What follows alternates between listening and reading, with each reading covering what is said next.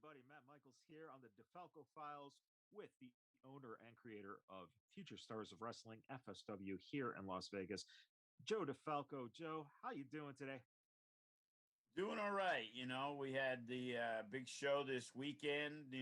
Everything went pretty well. We went way longer than we wanted to. We did it on our own network to where the pay-per-view was there.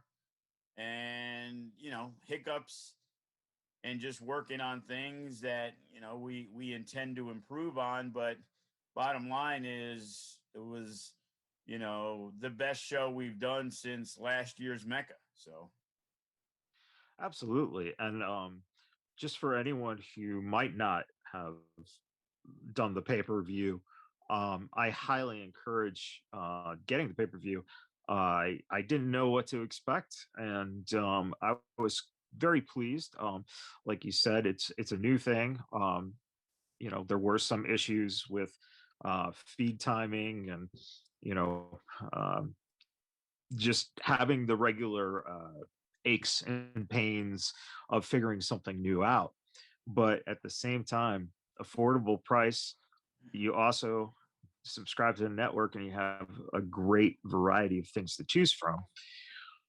Do you see this as the going forward point where, now all you have to do is tighten up time and, you know, um, do just a little more polishing on the, interaction of graphics and that kind of thing? Does this look like it's the feasible future for your big events? it does, but that doesn't mean we're not going to utilize FITE TV. Like this Friday, we have a women's show, and I think their database will help us, and that's also what we're looking to do. So we did the show on Saturday, and we did it through our own pay-per-view ways. And because of doing it live there, we were actually trying to do it on FITE TV also. That way, with their database, there's a lot of fans who might not have been aware of the show, but that seems to be a conflict of interest. We're still looking to hopefully put a replay version on FITE TV. That way, whatever buys we get, it may be a smaller percentage, but it's obviously people who are not aware of who FSW is unless they went through FITE TV. So we're going to go back and forth, but we're also going to look into things. Nobody was aware that it was a 3-hour time limit and the feed cut off. And, our production crew was quick to get it on the homepage, I guess. But, I'm not sure if everybody got the memo that Right. it moved. And it wasn't as if, it was halfway through. I got the message from you and it was, halfway, 2/3 through the semi-main event. Right. So bottom line is that was more than 3 hours. So I don't know the exact time they cut it off. So it had to be, closer to 3 hours and 15 minutes when they cut it off. So Yeah.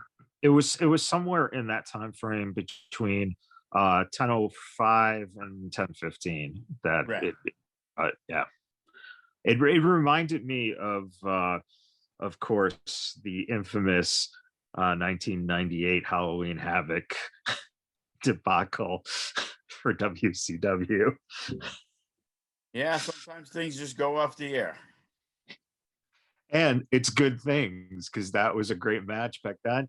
And here you had a wonderful match with Hammerstone defeating the big man Graves for the FSW. This is his third reign, right? Third reign. He is the first 3-time FSW heavyweight champion. The main event that went more than almost 25 minutes. And, the difference now and then was the couple times Hammerstone and Graves fought. They were on different sides, and Hammerstone had turned on Graves. But this one was, full of respect before, during, and after the match. And, those guys gave it their all. It was a long night. They could have cut it short if they really wanted to. And we kind of joked a little bit about it. But they hadn't worked each other in a few years. So, and it was a big moment. So with Hammerstone winning the championship, both guys wanted to go out. Graves last night as champion, he wanted to show his legacy, because we talked about the legacy of, the FSW heavyweight champions, but Graves is a guy who's really not pursuing, doing it at a different level. Like, Right. he lives in Arizona and barely works there. Like, he does not really like working a lot of places, other than FSW. So he's an FSW guy. A lot of people say, oh, you got to push the locals. And well, Hammerstone and Graves are locals. They've been with us from almost day one, to where, Hammerstone's a locker room leader. He made a post after he won about what he's looking to see. And, it's always good to hear. And like that, having a guy, and that's why I always joke, like, hey, I hope you don't sign with WWE. It's the biggest stage. But because of that, now Lacey and Cross can no longer ever work for us. When you're working for Impact and Ring of Honor and, MLW, we still have access to some of the best wrestlers in the world. And Hammerstone is still probably 26, 27 years old. And, he's got his best years still ahead of him, which is crazy because of how good he is right now. Yeah, absolutely. And, I did think just for a brief moment that you might have pulled the trigger with Class cashing in right then and there and beating Hammerstone. I saw Class grab that briefcase and I'm like, you know what? Would the Arizona boys let their boy cash in tonight? Well, I think what happened was Class was busy out celebrating, because after the beatdown Hammerstone got, and he's a young guy, Class. That's what happens when you don't stick around for the whole show. He was so excited about winning the case, he was already out partying. That, if he looks back and sees what happened, you want to talk about missing out on a golden opportunity. You were just laid out by bad dude Tito Escondido and Coco Uso, and he could have just crawled in and it would have been all over. Yeah, I was in my mind, I'm seeing that. I'm like, oh my God, this could be interesting. But I'm happy that Class has that briefcase now. And you just said, like, Escondido, Toko Uso, Juicy, dude. That, I mean, it's like I really do just scratch my head and go, you are going to have to do 5-hour shows, because there's so many good wrestlers now on the show. The talent is amazing, man. It's like you look at those 4 tag teams in the match that we had, and then the Unguided. So that's 5 teams that, go find me a company anywhere that has 5 teams like that are that good. And then you got the next group that we keep talking about, the Sky Highs and the Creature Features and even the Suavecitos, who are young and hungry and looking to get to that next level, where teams like Sky High, and a lot of smaller companies, they're your tag team champions. And on FSW, they're number 6. Yeah. A lot of companies don't even have 6 tag teams. You know what I mean? It's like, who we have at number 6 is better than most companies' number 1.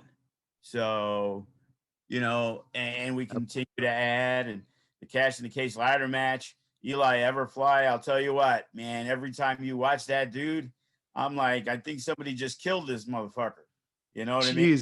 Like, the spot with him and Jay Vidal was insanity, and having Gatson and Wise Guy. It's and incredible. And on top of that, Jay Vidal and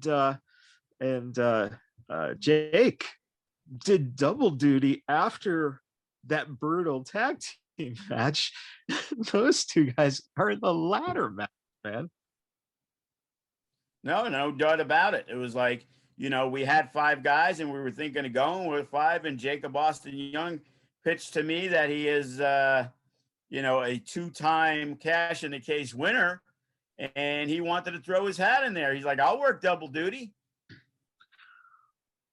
So overall, Joe, with a new Nevada State champ, in Remy Marcel, also the Unguided as your new tag champs, and Hammerstone with the heavyweight title. What are you looking forward to, and when is the next big show that fans can look forward to, and possibly ordering another pay-per-view? Well, yeah, that's definitely in the plans. The way we've set up the schedule, as we stated earlier, April 2nd, this Friday, the Future Stars of Women's Wrestling returns. Then it's WrestleMania weekend. I saw a lot of our guys between the Unguided and Jay Vidal and Remy Marcel and Funny Bone and whoever else, they're headed down to Florida for WrestleMania, weekend. And between Wednesday and Thursday, watching Cross win back the title on NXT, and then the 2 days of, WrestleMania, we figured that's a good time to take a deep breath, relax a little bit, and we'll take the weekend off and watch some other wrestling that's going on. Then April 16th, we'll be back with Future Shock, which, again, it's going to be a way to get some of the youngsters on. But then the big news is April 24th, we've announced Ground Zero. It's a new beginning in FSW. As you stated, there is 3 new champions with the Unguided, Remy Marcel, and Hammerstone. Right now, they are all signed, sealed, and delivered, ready for that event. Ice Williams, there's a lot to talk about with him. He's officially turned to the dark side, and you kind of seen it over the last few months, and this just solidifies it. But you still got to give huge credit to Ice Williams, between the production stuff that Mikey and Joey did for the buildup of that match, that and the Nevada State title stuff was some phenomenal work, and Ice Williams, seemed to be that guy that Funny Bone had his number, but you know what? He's the guy who thinks he's going to be the No Limits champion forever. So he's a guy who will do anything he can do to make sure he holds on to it. And, he did with some people calling Ice Camera Faction right now. So, it's an interesting concept because, when you look at that team, Fresco and Watson have been doing a lot of the tag work anyway. And Watson's kind of been a double duty guy. But now Ice is the singles guy. And Braxton, who his main strong point is being that antagonizing factor, basically as a manager. But the thing is, he is much more of a wrestler than most managers. So he can get in there and affect things. And now having, Braxton more relegated to being the manager guy and trying to make things happen, that faction really now you have to take notice of because, a lot of people seen Fresco and Watson and they've seen the improvements between both of them, over the last year. So now when we're talking tag teams, there we go. Now we got another one that you got to add in, which they kind of were around, but now I see more success being that they are, going to be a full-time, broaden their horizons, as you could say. And with Ice joining them, they're definitely a faction. So Lights Camera Faction, does this add another dimension then for Ice to finally have guys who can do the dirty work and keep that belt on him forever. In his mind, is this just a whole new ball game for Ice moving upwards with having the muscle now? Well, it's definitely going to be interesting to see because now, who's in line, who can get a title shot, with the bad Right. bitches, there was some issues with Parada, but he seems to be back full time, and you got Eli Everfly in the mix who, I'd look forward to seeing that match.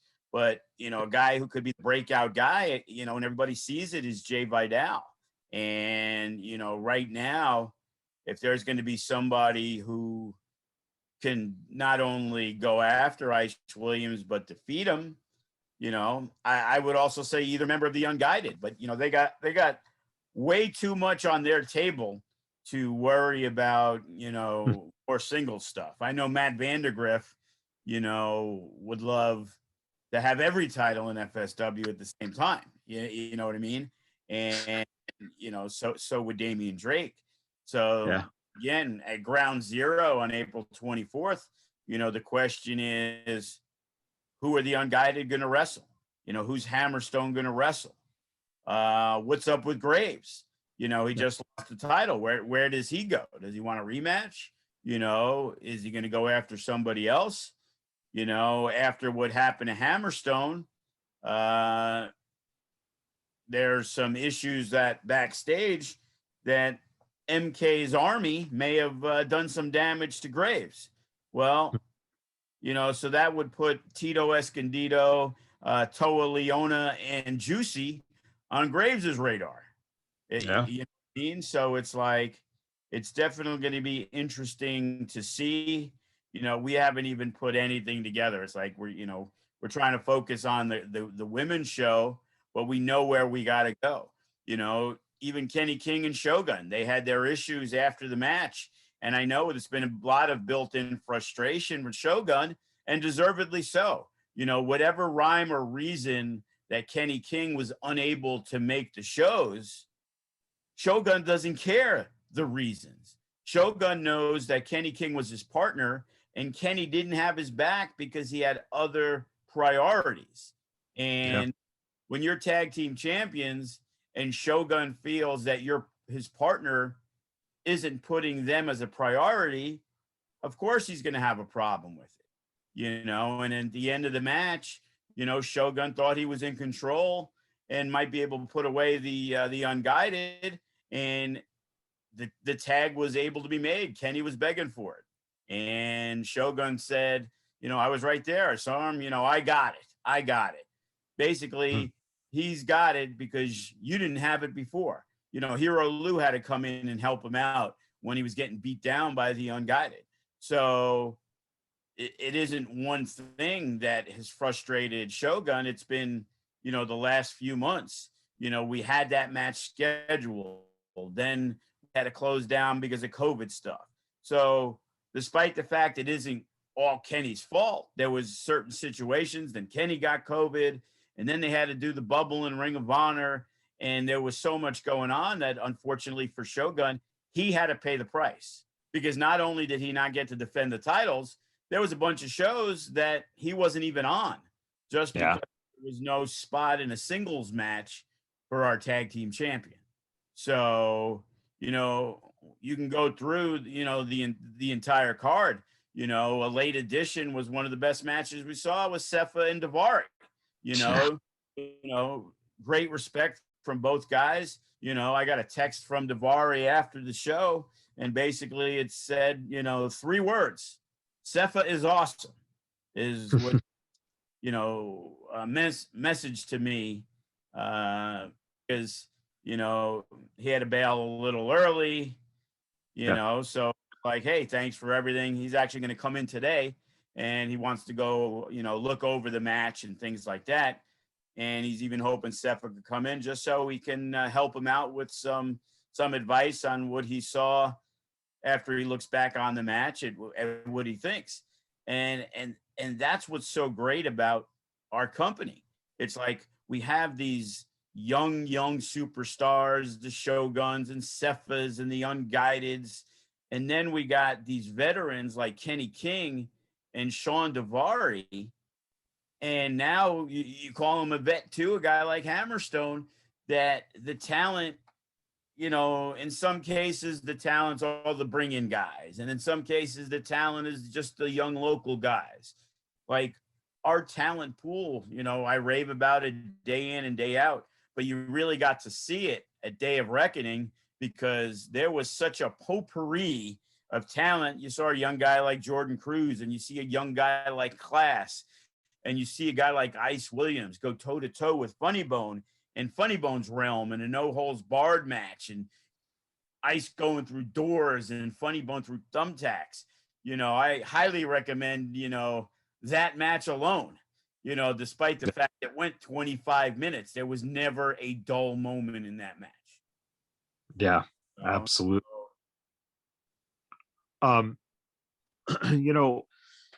As we start coming out of the regulations, I guess last night there was a big announcement, and how will this affect you going forward? Well, now it is 100% legal for contact sports to continue. Are we a contact sport? No. But do a lot of people consider us a contact sport because of such the physical nature? It's hard to say we're ballet when guys are picking guys up and slamming them down and doing all this other stuff.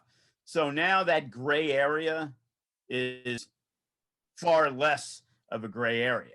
So whatever you want to categorize us as, we should be fine. The last thing we need is, for them to do the 6 foot distance, because generally in a wrestling, we have the guardrails and they're about 6 feet away, to give people room. The problem was a lot of the room wasn't able to be utilized. Not only was there no seating, there was also no room. So, we're hoping in the next month or so, that's the first step, allowing all of that to happen. And now the next step is let's get back to at least the 6 foot distance. The CDC was claiming that 3 feet were okay for the kids. And if the numbers keep going, they have no choice but to allow things. I went into Sunset Station yesterday for the first time in 9 months, and they didn't have a guy there checking your temperature. So now it's just walk on in. Yeah. And speaking of walking on in, I think we're almost connected to. There he is. There he is. He just finished hanging up his clothes. He's ready to go. Let me put this here a little bit. Cool. Yeah, I just had to get set up real fast, boys. No there problem. There you go. How the hell are you? Good. Haven't seen you in a long time, but we're looking forward to seeing you. Absolutely. I'm looking forward to coming down there and seeing all my buddies. Seeing, I know Brian lives out there now. Thinking he might come by. Hang out. Who's that? Mr. Cage. Oh, yeah. He lives in Vegas now. You got Jeff Cobb. You got Willie Mack. You got so many dudes. You got all the talent to pull from, don't you? Yeah, they all want to work at FSW. You know how it is. They had a. They hated California. You got Hammerstone there holding the belt. Who doesn't want to go to battle with him? Well, since we have you on, we can let everybody know that at Ground Zero, which is our next big event on April 24th, you will finally be making your FSW debut, and we're really looking forward to it. Oh, it's going to be great. It's been over a year in the making now, let's say, thanks to the whole situation going on in the world today. Kind of put the brakes on a lot of projects, but I think it's back to pedal to the metal for a lot of people now. Yeah, they've opened up even more some regulations allowing the contact sports and things like that as of yesterday. So now there's no more gray areas and stuff. And for those who don't know, Brian was booked to be in the Mecca Grand, the tournament, and he was going to wrestle Willie Mack. But on the same show, Douglas James got fucked up in Mexico. Brian got sick, and I remember him calling me like an hour and a half before the flight. And it's like, oh, I Well, he feel was on like that shit. Mexico show with me, I think, too. Yes, yes. And I'm like, oh my God, are you kidding me? Because Yeah. Matt just canceled. And he was like, well, I'll come if you want. What do you want me to do? I'm like, dude, if you don't feel good, whatever. Yeah, it was definitely a very weird time in the world, and I think what had happened is I just got sick in Mexico. I got like a cold or something, a head cold or a flu there, or it was when I was in the Dominican. I'd been in the Dominican with my girlfriend at the time, and then went to Mexico, and then I was going to go home for 7 hours and then go to Vegas. And just, I guess, with all that traveling, and it was like a rainy, cold day in Tijuana. So maybe a leaky roof or something got me a cold, but yeah, it was unfortunate. And I just couldn't see myself getting on a plane with all the news and everything. I didn't want to freak anybody out, Brian, speaking of that, what was your reaction to the overreaction that the internet had about, you know, everything that was going on right around that time with you? I know that there was a lot of just speculation on, you know, did you have coronavirus, or was Brian faking something, or it was just very strange. How do you deal with all that kind of negativity that's out there, being that you do have such a high profile name in the business? Yeah, I mean, I've always, ever since I started, I've always had high expectations, and people's, the amount of moral superiority that goes on Twitter is unreal. Everybody thinks that they're on some high horse, and half the people don't even have a profile picture, and they're not even verified or linked to their own account. So, in my opinion, if you want to have a voice and if you want to go on Twitter and talk shit, then you should have your face out there. You should be verified. They ought to verify everybody and make sure there aren't any trolls and bots. Because it's like half of these people doing these arguments and claiming this, that, and the other. It's like, what do they know? But no, at the end of the day, it's like, my conscience was clear. I didn't think there was no testing for this at the time. This was the first week of the pandemic. This was the very first show. And that was under the umbrella of a pandemic, and the show went on. And I'm sure a bunch of guys didn't get sick. Just like people are, shows are happening right now at the tail end of it. It was just at the beginning of it, and now we're at the tail end of it. And I think both of those times were relatively low risk. I know a lot of people called off the show, like myself, just because of that scare, or that risk of, oh no, like this impending doom, because we didn't know what was going on then.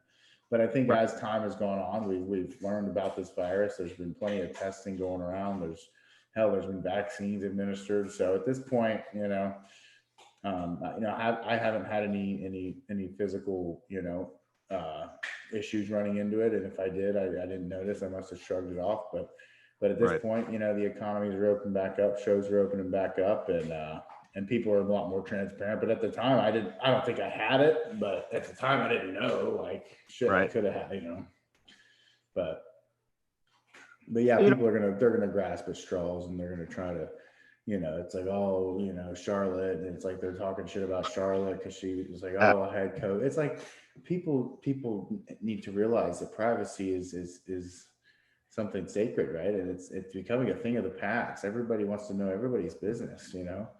We used to call that back in my day. We called that airing your dirty laundry. Yeah. There's no more privacy anymore. It used to be that was polite, was to be private about things, and to not. But now there's no more decency in this world, So, Joe, let me ask you, when did you become aware that Brian had started wrestling, and how did you, look at Brian at that point to start thinking, hey, this is a guy I'd like to see here in Vegas on some of the shows? Well, I remember a while back, and I think I was talking at the time to, we had heard about it, Brian Pillman Jr. Then I guess he trained a little with Sammy Callahan. Is that correct? Yeah. A little being the word, but yes. Yeah. And, I was talking with Sammy, and he was at that time, I guess Brian was, training at the school a little bit. But the first time I ever met him, which is the only time I ever met him, when Teddy Hart and all those guys were doing the show at the Nerd Bar. Yeah, And, yeah. you know, when I walked, That was my real FSW debut. yeah. So I introduced myself, and Brian talked to me like he knew exactly who I was, and he's like, oh, you know, heard great things and love to work for you. And that was a locker room filled with guys that I, you know, personally know well. And then there was Jacob Fatu, and then, you know, and Marty, Kishi, yeah. and there was a lot of guys that I knew anyway. So it's like, through MLW at the time, I guess with Hammerstone, maybe those conversations were had. And, you know, he was a guy we definitely had on the radar of, you know, who we wanted to bring in. We're always looking to bring in new, fresh faces. And, you know, as young as Brian is, it's like he's got, you know, he immediately had the name value, but we've seen guys whose fathers were famous and kind of walked into the business and really shit the bed and didn't put in the effort. And as, you know, I watched Brian's career, you know, he seemed to continually improve. And that means his work ethic is strong. He wants to make it in this business because he knows the name can only take him so far. You know what I mean? It's like, yeah, it might get your foot in the door, but it's not keeping it in the door. And, you know, here's a guy who works at MLW, and AEW likes him so much they had to make an agreement. And now Brian, you can see him basically every week on AEW television. In the beginning, it was just on Dark, and now it's on the main shows. So there's reasons for that. You know, people don't go to fight for somebody just because his dad was a great wrestler 25 years ago. Yeah. You know, it's interesting, Brian, looking at the way that, like Joe just said, that you're on AEW now on a very regular basis on Dynamite. What I was impressed, like this past week, you had that backstage, very brief segment with Christian. And there was just something really cool when you're watching and listening to Christian, and I forgot exactly what he said, but I could see you put your hand on the back of your tag partner. And it was just like, that was the small shit that I think that you do that is fucking awesome, because you were engaged in the moment. A lot of times guys will just stand there and, yeah, okay, we know Christian's cutting whatever he needs to cut, and we're basically background. You were engaged, and I love that about you. What is it about, I guess, the philosophy that you have of being a performer, that you find yourself just doing those natural little things that make you stand out than, you know, the next guy? I think when I was first getting into wrestling, there was a large period where I was waiting to go to Lance Storm's school, and so I was just going down to OVW on like literally Sunday, like maybe once a week when I could, because you know I still had a job and things like that, so I was just getting ready to go up to Lance's, and I was just going down to Rip Rogers training, and I didn't really get the whole introductory course. You know, I wasn't really taught how to call a match or do anything, but he went in there, he let me do some drills, he let me take some bumps. But one thing that Rip always forced us to do was promos. You know, that was a huge part of Rip Rogers' class. He'd make you go in there and do promos and stuff. So before I even got to really do a move or have a match or do anything, I just had a lot of promo practice. And just being, you know, driving an hour and a half down to Louisville every Sunday, it's like, if that was the one thing I got to do, like I wasn't really allowed to go have a match, I wasn't allowed to do anything. If that was the one thing I got to do to like pop the boys and to like get over with them and show them how much I care, like it was that I was going to work on just promos and talking and stuff. And two, I think I've always sort of aspired to that. I really like the storytelling aspect of promos. I really like the natural ones. I don't like overly scripted things. You know, I like emotional, organic things. And I think in even going to MLW, there was some organic chemistry with Teddy and Davey Boy, where Yeah. I could just, be myself, and Teddy would start talking a bunch of shit, and I would just stand around and I'd look at him and I'd be like, yeah, like we're the shit, we're the coolest dudes here. And it was easy to not think about lines or talking and stuff. And that creative freedom continued on at AEW work, where AEW lets the talent be themselves too. Yeah. So I've always just felt comfortable in front of a camera.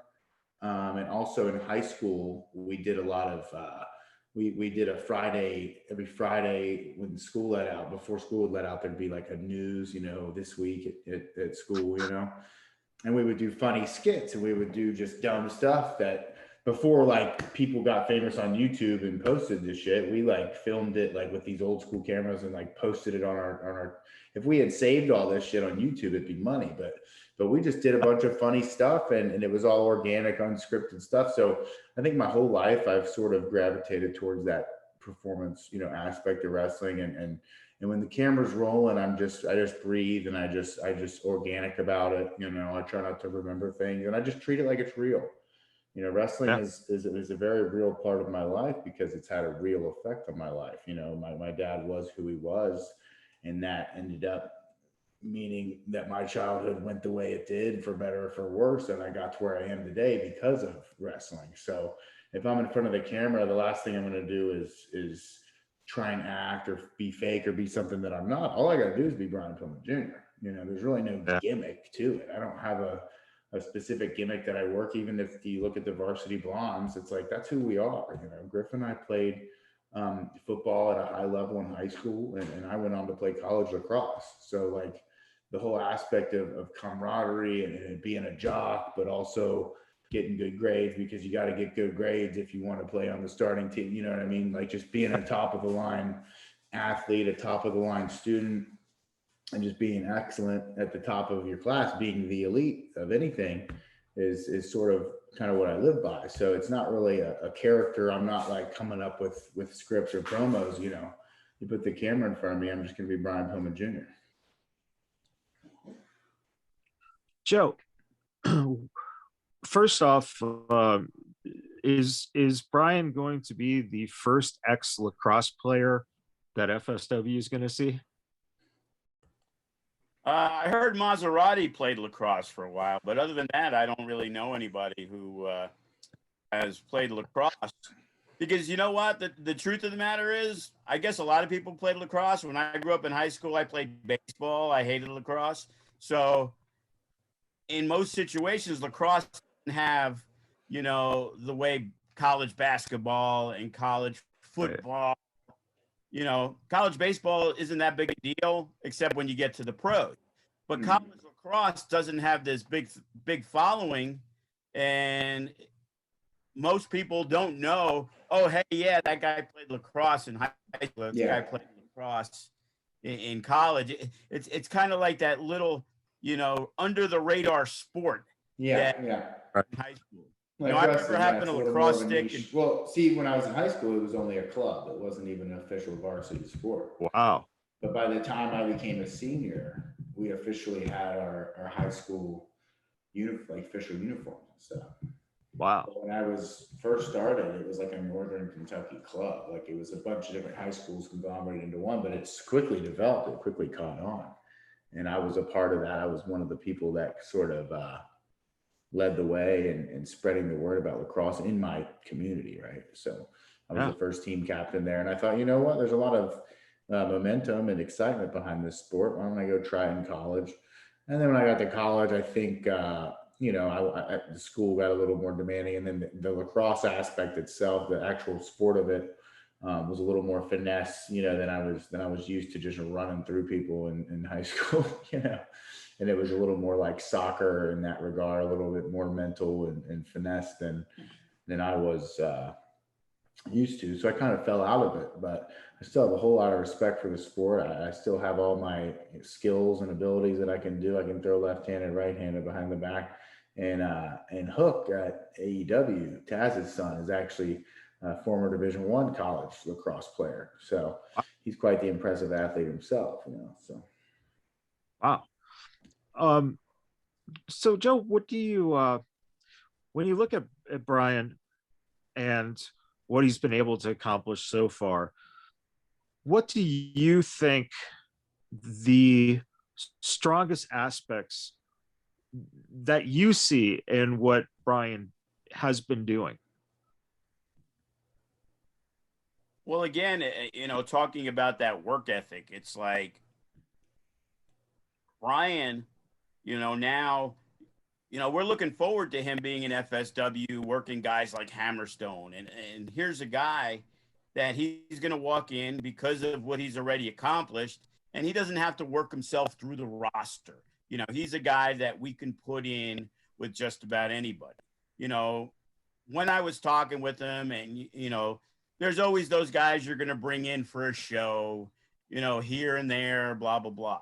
And it's like, with Brian, the conversations, with him, make him a guy that you want to bring in more than once. You know what I mean? Right. It's like, I always talk about certain guys that are my all-time favorite guys. And Matt Hardy's my all-time favorite guy. And Lance Hoyt's one of the best people I've ever met in my Good man. And Good Brian man. Cage, Cage has done great things for us. He'll tell you to anybody who knows that Joe is his favorite promoter, and he's also the guy that probably paid him the least. And, I treated him as good as I could. When I had other opportunities, I got him paid at other shows when we were doing stuff in Phoenix. Yeah. Try to put as many good guys on a show as I can, but also try to keep things in budget. So when guys work for me, they know they're going to work for less, but they're also going to get the opportunities. Like a guy like Hammerstone, when he first came in, well, he got to work Sammy Callahan, and he got to work Moose, and he got to work John Morrison, in his growth. It's the same thing with Cross getting to work Chris Masters and Timothy Thatcher. It's like those guys, Chris Bay, he got fed, Phoenix, and he worked some of the biggest stars, in wrestling. And a guy like Brian, I'm hoping that this isn't just a one-time thing. We work stuff out. He's going to be doing a card signing with Scott Hosey at the mall earlier in the day. And it's like, I try to take care of people as much as possible. I remember when we were supposed to have him, I was trying to get him work at the United Wrestling show that Marquez was running because it was like 2 days later. And, Brian was doing AEW Dark at the time. And it's like, I try to have people around me that have, good attitudes. People say good things about them. There's not many guys that hang around in our locker room on, multiple occasions that are assholes. Yeah, you know what I mean? And that's what makes our locker room so good. That there's so much talent there. And of course, everybody's striving to be the best, but everybody's rooting for good things to happen, because as good as we're doing, we're not content. We want to be the best company. Is GCW where they're at? I think we're better than them. So what do we got to do to get to that next level? We're always striving better. And if we could bring in a guy like Brian, who most people have nothing but great things to say about, and that's a guy I want to bring in. Simon Gotch is another guy who Brian works with a lot. And Gotch came from NorCal, and Mike Modest, who was our first trainer, actually trained Gotch. And that NorCal crew buried him, that before I even used him, I had a thought in my mind of how he was. And then I met him, and I'm like, wow, this is like the coolest motherfucker I've ever met. Like, I love Simon Gotch. And but he somehow had a bad reputation. And I'm never going to go on that. Same thing with Teddy Hart. He's had a lot of ups and downs, but he always did great business for us. Yeah. Can't say he ever did anything bad in FSW. He always gave forth. He was a great teacher in the seminars. And unfortunately, he's had a lot of issues in his personal life. But when he was in the ring and he was at our place, he was as good as anybody there. And, with Brian, like I said, hopefully this is, the start of, a long-term relationship. Yeah, absolutely. And like you said, getting to come in there and knowing all the good talent there, it's like I'm only going to get better, and I'm only going to elevate, the product as much as I can. Coming from AEW, we get access to, hell, I mean, you look at who I've been in the ring with these past couple months, the FTR. It's like they're the best tag team in the world. I can't even go out there and try not to learn something without learning something, without upping my game. So if there's anything I can bring from that level and elevate, the crew at FSW, that's exactly what I'm all about, and I can get in there and I can hang with anybody. And if Hammerstone's got a belt around his waist and he needs a challenger, then, send him my way. Speaking of that, like Joe mentioned the locker room, and you just mentioned AEW. How important is it for you that there are so many people in AEW that you've known, since you started training in wrestling, a handful of years ago now? Does that make it more of a comfortable atmosphere to walk in when you really know the people that you're working with?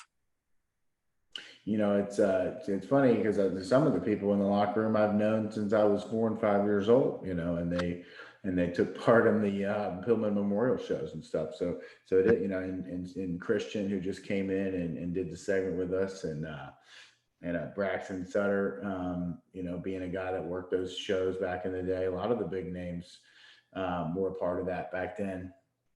And so I do feel very comfortable. It does feel like a family at AEW. Joe, Hammerstone just got mentioned. He's got a title around his waist, and seems like Brian might have a little desire to wrestle a guy like Hammerstone, maybe win some gold here in FSW. Would it be a great thing for you to maybe have an FSW championship belt just kind of sitting in the background of a locker room shot in AEW? Well, we had it at Impact with Chris Bay, so it'd be nice to, spread our wings everywhere. It's like when we look at our locker rooms of the major companies, if you go to Impact, there's 20 guys who, when I say work for FSW, I'm not talking about guys who had one match. I'm talking about guys who've been there multiple times. In AEW, Brian Cage, beat Matt Hardy in a TLC match after Matt Hardy was my champion for like 9 months in FSW. And Brian Cage started with me in, I believe, 2009. The very first show we did at the Silver Nugget, him and Brandon Gatson had at the time what was the 2009 match of the year. So Brian is a guy he had recently came off developmental back in like 2009. And it took him a very, very long time. Sean Ricker, LA Knight, whatever you want to call him, Eli Drake. He's a guy who started with us in 2010. He was Cage's tag team partner. And those guys have been with me, up until they can no longer be with me. Cage was always a guy. Cage, actually, I always tell the story when he hit me up about working, he drove in from Fresno for $75. Well, he's a lot more than $75 now. So, but he had worked for, limited money. There was times it was like, Allegiant Airlines. And he was like, hey, can you fly me in from Fresno? And the flights were like $50, you know what I mean? And it was like, hey, okay, to bring the guy in. And then when the ball started rolling, we always talk about the legacies of FSW. And it's like the champions all in a row were Sean Ricker, who's from Cincinnati. Yeah. Right. Well, Brian Cage, Cross, Chris Bay, and Hammerstone. So those 5 guys were not heard of nationally when we had them as our champions. And they've gone on to bigger and better things. And now these guys, they're not on the shows, they're stars of the shows. So, right. And that's what we want to continue to build, It sounds like you got yourself a pretty good show there, You keep building absolutely. up all these future stars here. And we got some young talent. There's a young Samoan kid, Hero Lou. Awesome, but he's still got a ways to go. That, you great match for him. They taped something at our facility and they were looking for guys, and EC3 was working. So, I recommended that they give, Hero the match with EC3. And after I talked to EC3 and he was like, yeah, this guy's, pretty good. Sean Davari, another guy who's in Vegas. He trains with us. He helps train. Fucking awesome dude. Like, Yeah. Worked Sefa Fatu Saturday, had a great match. And he even hit me up about Hero, like, hey, who's this young kid? He looks like he's got a lot of potential. So guys like that are great matches for Brian to come in. So it's like, will he work Hammerstone? Yeah, I'm pretty sure he will. Will it be on the 24th? It could be. We're still finalizing everything, but I did make sure Hammerstone was available April 24th. I said, hey, I got Pillman coming in, and he's sure I'd like to whoop his ass again. So.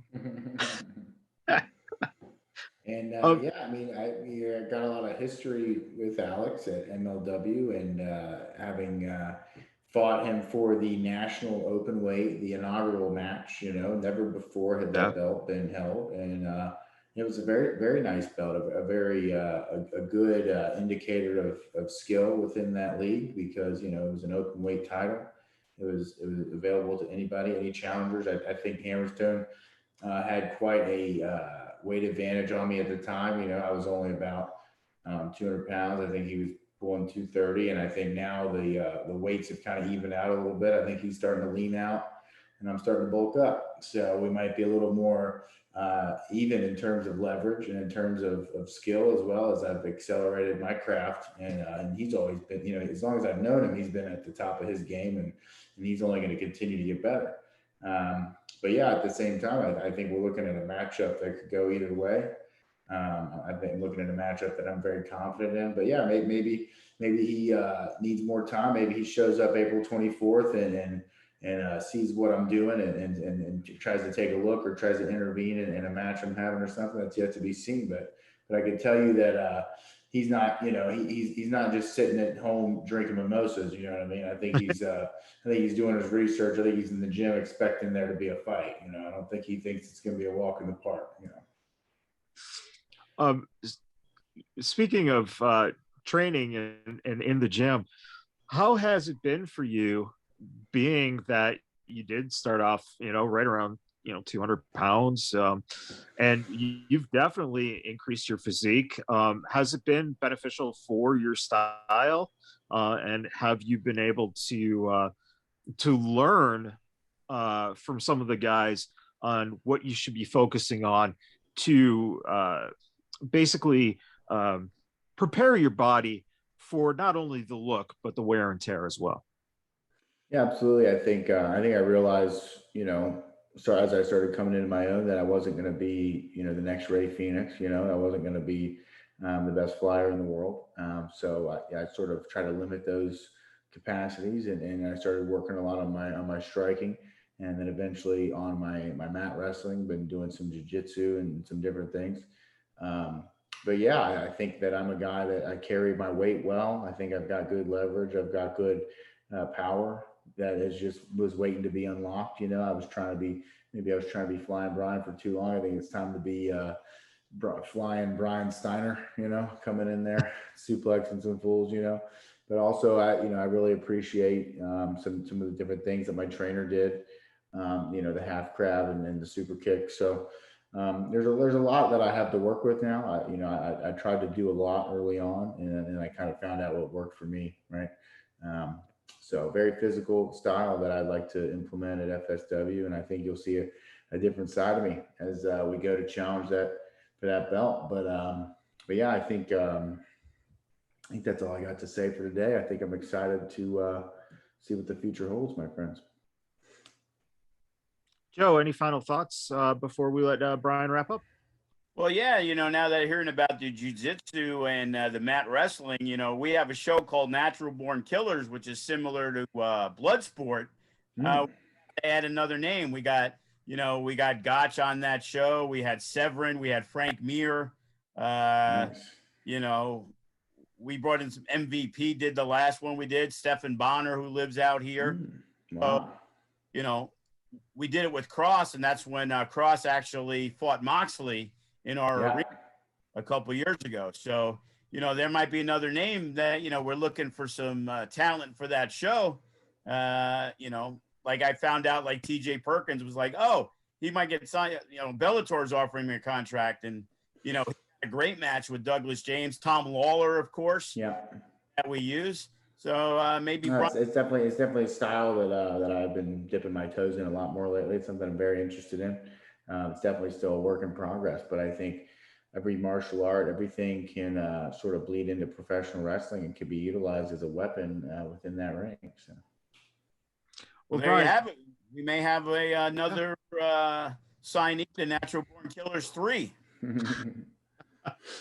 Well, Brian, I thank you for joining us. And I know that once you make your debut at FSW, one of the things you're going to love is the fact that the fans are some of the best fans in this country, man. And they'll embrace you, either whether it be to love you or to hate you. Or to buy your merchandise. They'll buy your merch. Yeah, we're excited to have you here, brother, and just can't wait to see what good stuff is to come, man. Oh yeah, thank you guys for having me. It's been great. Excited to come back to Vegas. All right, we'll talk soon. Have a good one. Later. See ya.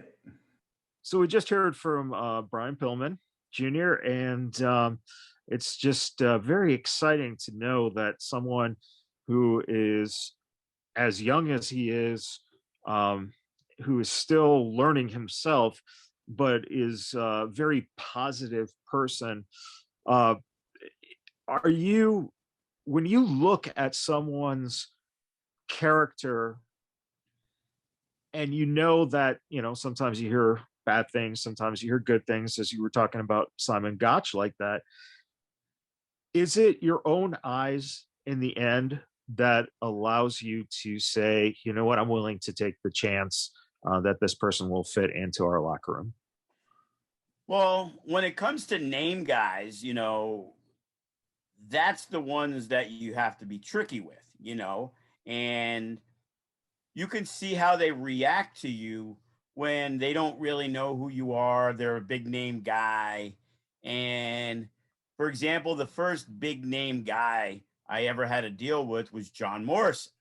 And, John was super nice, humble, explained to me what he was going to do, what he was capable of doing, and what he didn't want to do. And, but he was also a guy that if I sent a message to, he actually responded very quickly. Hey, I need a promo. And sometimes these bigger guys, you got to hit them up 10 times. Like, what the fuck? Like, hey, we're paying you good money to be on the show. Can you help promote it? And John's a guy who would go out of his way.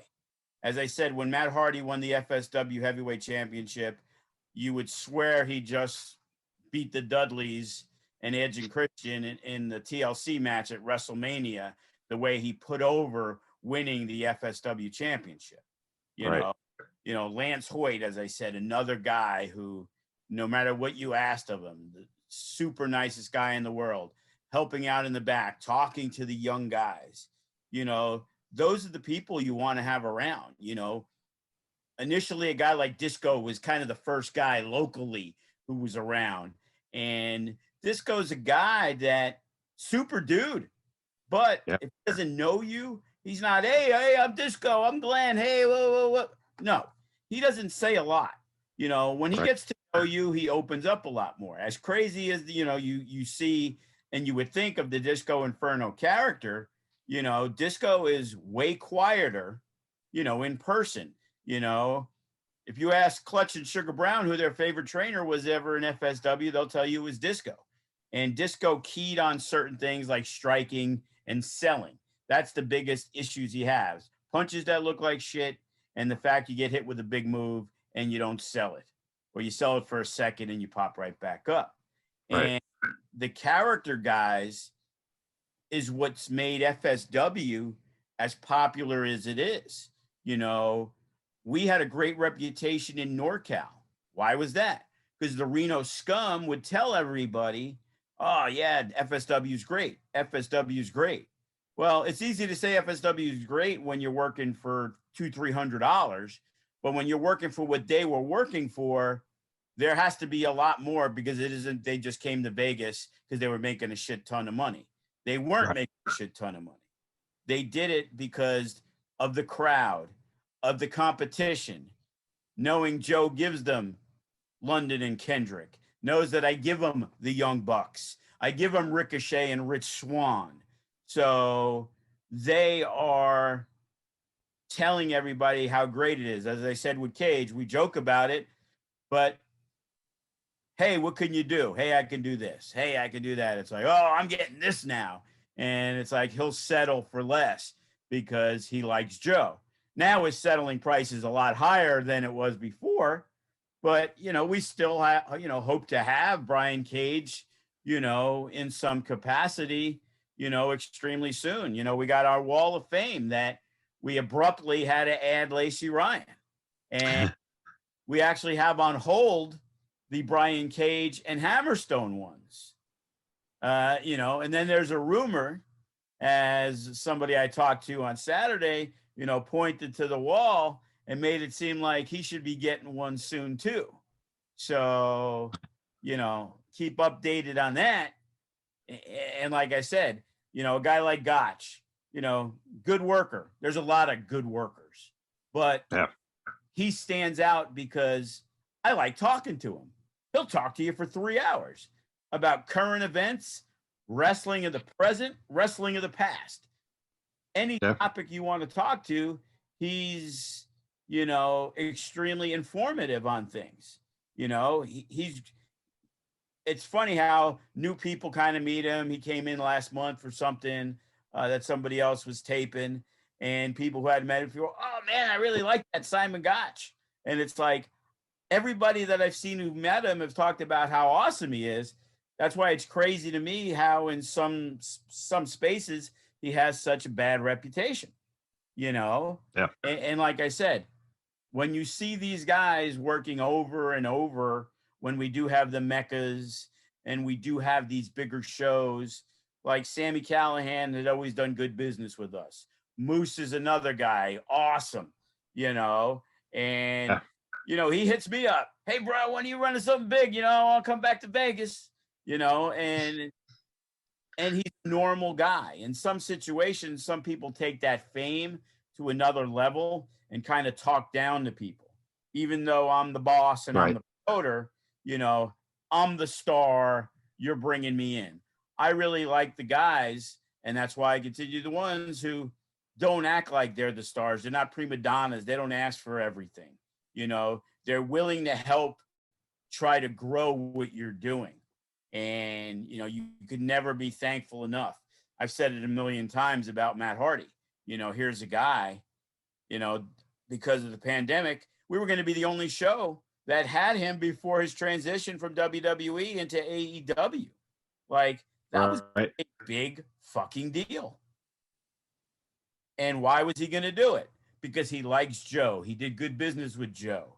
But most importantly, he made money with Joe. Now, what I didn't pay him for this, I got him with the card signing. I got him doing the seminar. I got him. So there was always a way, hey, we did a dinner at Casa de Amor, you know, where Matt sat there for 4 hours and Rebby was like, Jesus Christ, when is this over? And it's like, whatever he wants it to be. And it's like, can you tell him to wrap it up? I'm like, you're his wife. You tell him to wrap it up. You know, I'm not going to. And the same thing at the seminar. Like, they did the seminar in 3.5 hours, 4 hours into it. You know, he's sitting there taking any questions from people. And he's a guy who is giving back to the business. So him in AEW, even though he's not wrestling as much right now, and unfortunately because of the pandemic, his broken gimmick character is really meant for the live audience. So when they're not there, it doesn't give him the success. But, you know, I'm pretty sure he's back there helping out anybody who's willing to get anything. You know, I'm pretty sure a guy like Jungle Boy is soaking up anything that a Matt Hardy has to say. Private Party, you know, they're a team. They kind of great young team, but there's a lot of great young teams. They just happen to be benefited by being in AEW and now getting to be in the ears of the Young Bucks and Matt Hardy and, you know, Lance Hoyt. You know, I remember years ago when we did a survival of the fittest match and Will Hobbs was part of Cold World in the match with Lance Hoyt. And I remember after the match, and Will was pretty good, but he was green. And Lance went up to them and was like, hey, here's my number. You know, any questions, give me a call, whatever it is, you know. And he was willing to help these guys that he had never met before. You know, he saw some potential in it. You know, I'm wondering if them two ever talked about, hey, remember when I met you at FSW Vegas? You know what I mean? And those are the kind of guys that really, really help, you know, and they're very fortunate that they have that experience. And that's kind of similar to what we're doing when we have, you know, a Kenny King and a Sean Davari and a Sin Bodie and a D'Lo Brown hanging around, you know, and on some small occasions, a Jake the Snake, you know, but then you mixed in, like I say, the Codys and the Remys and the Hammerstones and the Graves. And, you know, nobody's going to fuck around when Graves is there. You know what I mean? You know, just a thought. Yeah. So. Yeah.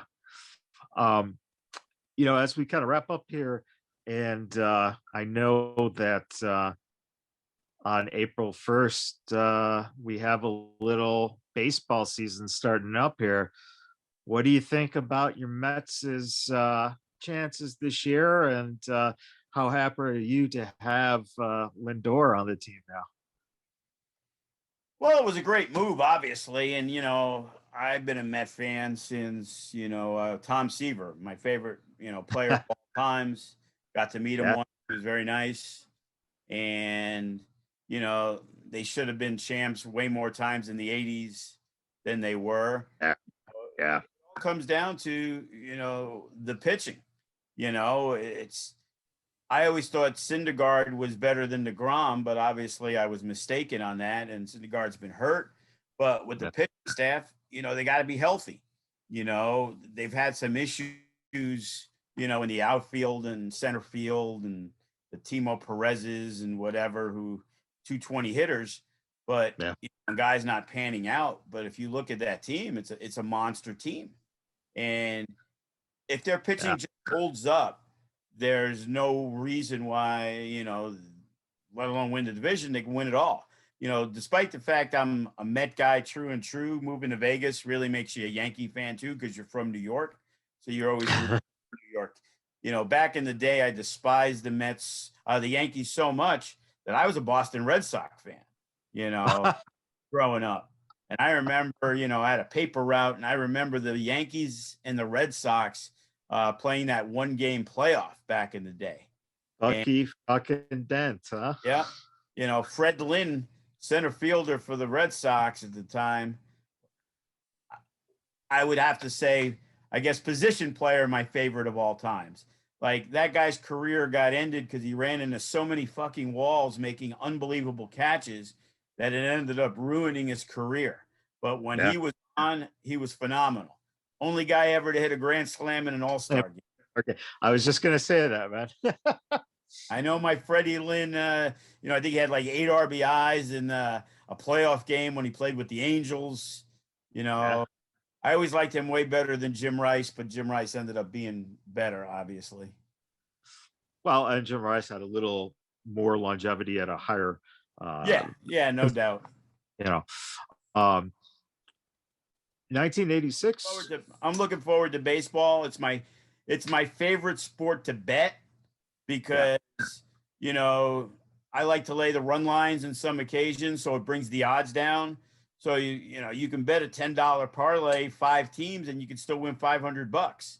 In football, you can win, you know, 200, and it's got to cover the spread. In baseball, you just got to win the game, So that's why I'm a huge fan of betting baseball. I'm looking forward to it. I've made a handful of bets for the March Madness, but it was nothing, small time. Just can't win on betting basketball. It's tough enough in football. That's why I only bet football. So, if we want to do the Joe DeFalco Sports Byline podcast, I'm for that too. We might have to look into that, because now I'm intrigued, because I am a fountain of information. Yeah, maybe we'll have to the FSW network might have a 15-minute bet show every week. We'll call it. I already got the name. 1-800-JOE-WINS.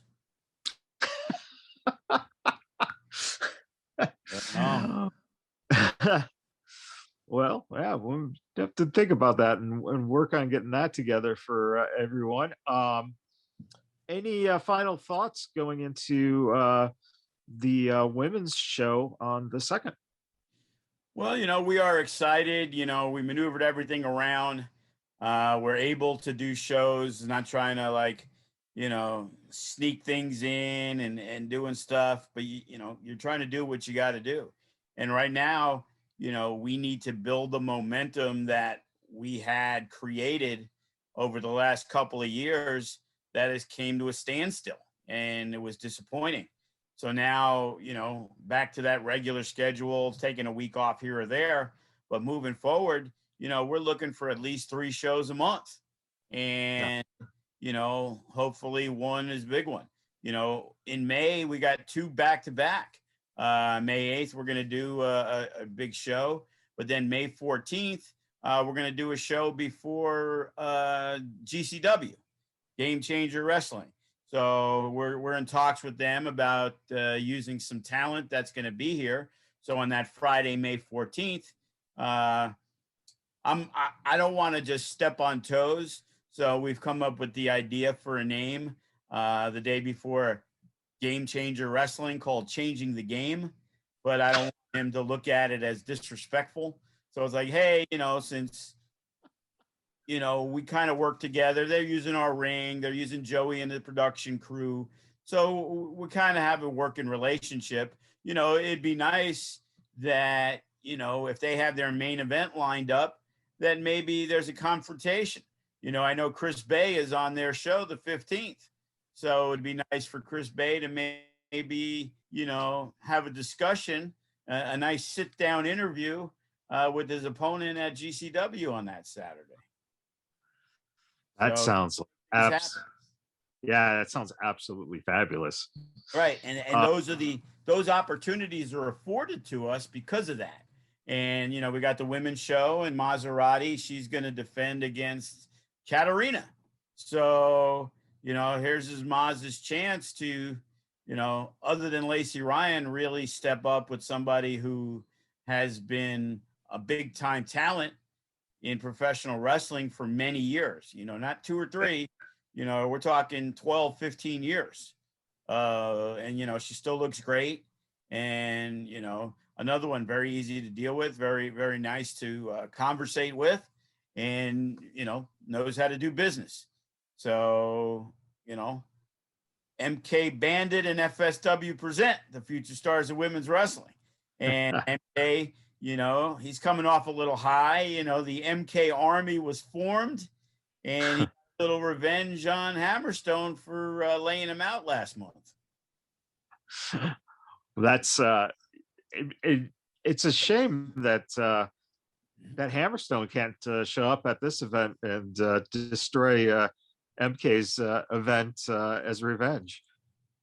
Yeah, but Hammerstone's a lot nicer now when he beat up Taya. So, everyone listening, thank you again. Please, if you haven't subscribed to the network, now's a great time to do it, because you get a great discount, especially if you do multiple months or a full year. And again, you'll have access for a great rate on the pay-per-views when pay-per-views do come up. If you're not subscribed to the network, again, Future Stars of Wrestling can be found on FITE TV. So keep that and we in will mind. be this Friday. Yes, this Friday is FITE TV. So yep. So that's one of the things when I'm done here, I gotta put in my order now, just to make sure I have it. And the good thing again too with FITE TV as well as the network is, you can go back and watch things at your own leisure, watch it again. So I highly encourage everyone to check it out, and get ready for hopefully a little more capacity coming up here in the next couple of months, and hopefully people will be traveling more to Vegas, which we're starting to see. So hand in hand, maybe we'll start getting some bigger shows down the line with bigger audiences, which would be spectacular. Yeah, we're hoping May 14th. We're looking at a couple of outdoor spots. That way, even if the numbers don't change, we're still going to be where we could put, even if we can't put 250, we might be able to do 150, 180, depending on what the capacity is. If it's a 400 seater, then we might be able to get 200 people in there. And that would be, May 14th is what we're looking to do. And being with GCW in town, I'm pretty sure there's going to be people from Cali and Arizona, shooting in. They've already announced guys like Chris Bay and Leo Rush, and a few other names that I'm pretty sure, I know Nick Gage is back, so maybe he'll come out to Vegas. And if he does, hey, who's to say Nick Gage doesn't work an FSW show the night before? Ice Williams, put him through that now? Yeah, I'm pretty sure Ice is going to be injured that night if that's the case. Oh, man. Well, everyone, thank you very much for tuning in this week. And until next time, we'll see you later.